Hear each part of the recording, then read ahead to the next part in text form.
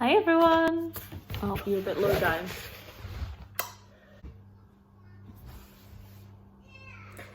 Good afternoon everyone and welcome back to my channel. I hope you're all doing well. It has been a funny old year. What else can I say?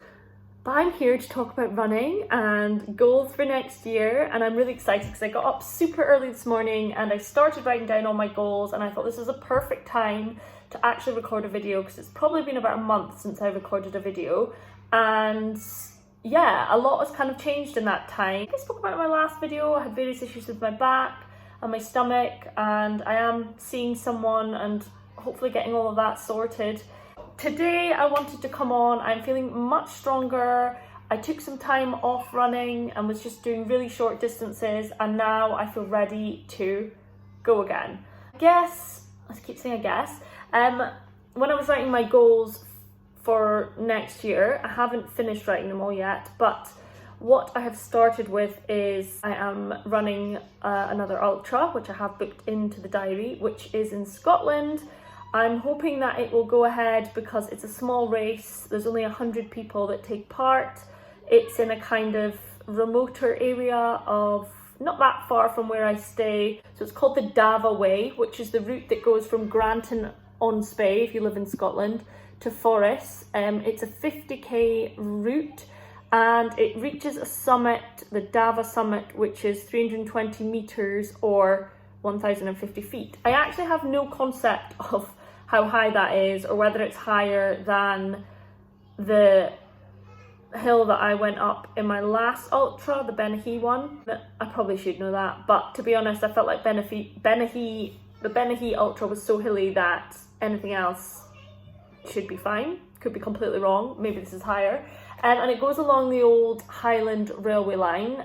It's all off track, country, moorland, that kind of thing, so shouldn't be dodging any traffic. It sounds like a beautiful route. It's a beautiful part of the country. I am really excited. I've just been reading about the race, getting myself all kind of like not clued up on it, but just getting a feel for it, and yeah, just visualizing what it'll be like. And so my goal is to aim to run that in under 6 hours. My last ultra didn't exactly go to plan in terms of the fact that I got lost, and it was a lot hillier than what I trained for. I hadn't really trained hills, let's be honest. So for this one, my goal is to run it in under 6 hours, and also so my plan is to train on hills more. I say more, that's not very specific, but having the experience of done that first ultra and it being much more like hilly than I just really hadn't anticipated how that would all go. I'm not putting a huge pressure on myself, although I'm saying under 6 hours.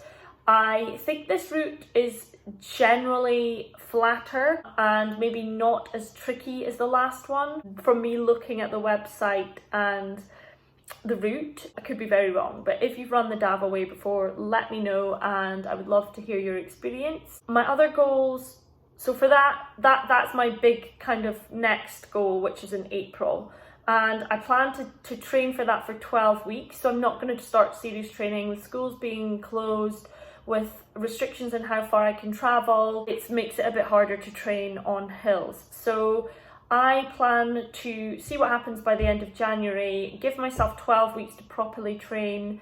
I probably won't run that much longer than I did in terms of training. I think I ran up to 21 miles before my last ultra, and I felt like that was fine in terms of the distance. My other goal is to run a marathon my long-term goal is to run a marathon in 3 hours 30.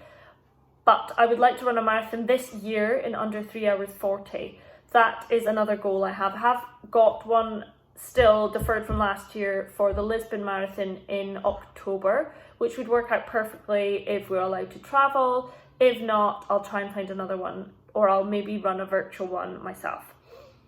And I would like to run another ultra this year. I'm not sure which one, but 2 ultras and 1 marathon, under 6 hours for my ultra and under 3 hours 40 for my marathon.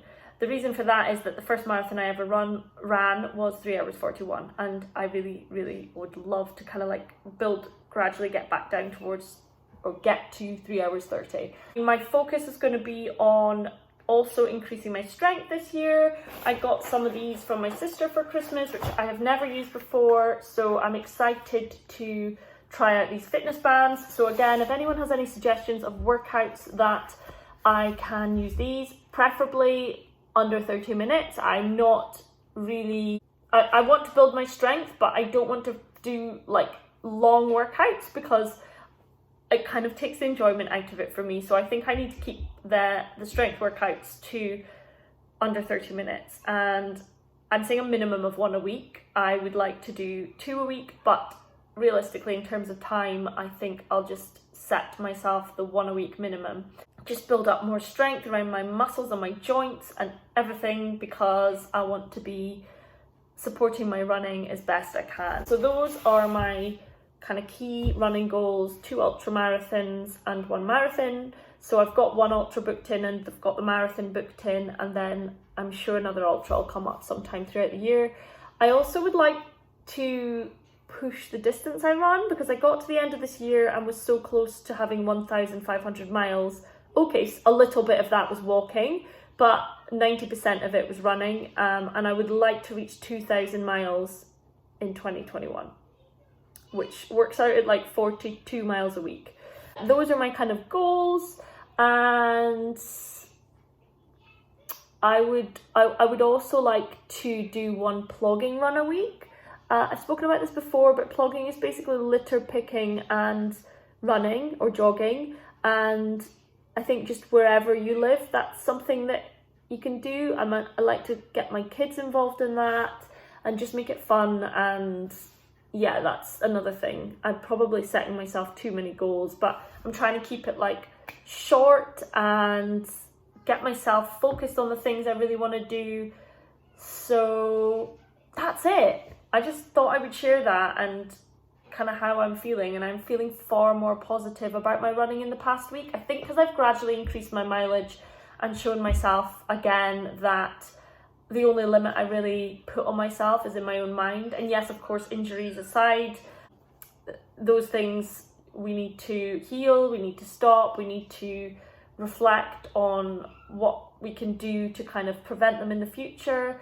And I think for me, probably reducing the number of days that I run, but maybe doing longer runs would work out much better in terms of just my energy, my strength, yeah, all of that kind of stuff, and building in the strength workouts. So sorry this is a bit of a waffly first video back, but I just felt like I wanted to get my goals out there, share what I'm at, where I am at the moment, and I hope that that inspires in some way, inspires someone who watches this video to just set a goal. It doesn't have to be a marathon, or it doesn't even have to be, you know, it doesn't have to be a 10K, it doesn't have to be anything that big. It could just be to get outside and run a mile. And for about the 10th time, my phone keeps running out of space. So let's make this quick. Thanks for watching. If you enjoy my videos, don't forget to subscribe. I am planning on sharing lots more running content this year, and as I mentioned a couple of times, this channel is going to be primarily about running and integrating some sustainable running things, or things related to sustainability in running and food, but mainly talking about running because that's what I like to talk about. So if you are keen to see more videos about that kind of thing, don't forget to subscribe, and I will look forward to connecting with more of you over the course of the year. So have a wonderful new year and enjoy your running. Run happy, and I'll see you all soon.